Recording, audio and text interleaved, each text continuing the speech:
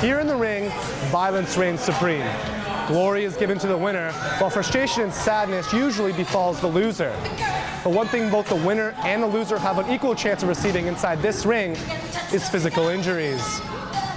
No one knows this better than Headrush Training Facility's head trainer, Ryan Grant, who had an Olympic-caliber boxing career cut short due to injuries.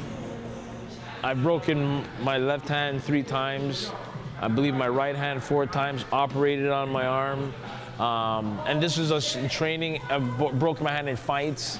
I decided to walk away when I broke my hand. This was my last injury, hitting the bag.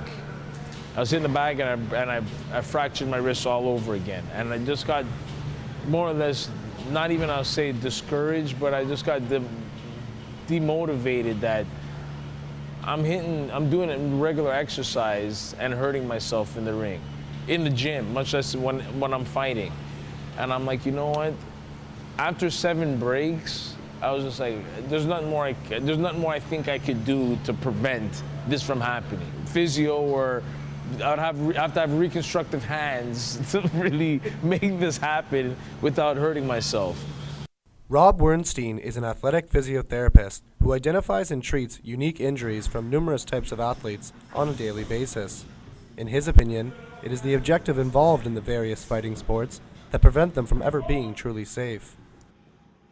You have to look at what is the purpose of the sport. So if the purpose of the sport, again, is to get the football in the end zone or get the puck in the net, then you can create an environment in an ideal way where you know you can maximize safety and minimize the chances of injury. If the purpose of the sport is to cause somebody to lose consciousness, then it's impossible to create an environment that is safe.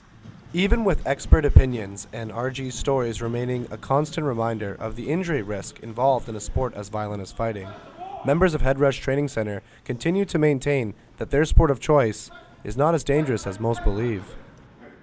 For this gym, there's people who know what they're doing already.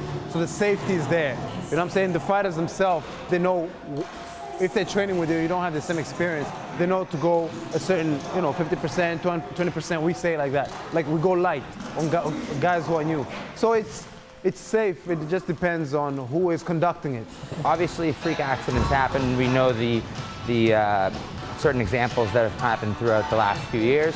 But with that being said, we're not in it to hurt anyone, we're in it to compete. I mean, boxing is a safe sport. People think just because when you look at 2 heavyweights and they're clubbing the heck out of each other, people think right away, moms and people think that's boxing, right? That's not boxing. Boxing is a science. It's hit and not get hit. It's always defense first. That's what I was taught when I was 6 years old. Defense first. We did a 1.5 years at my old gym where it was just defense. We never even got in the ring.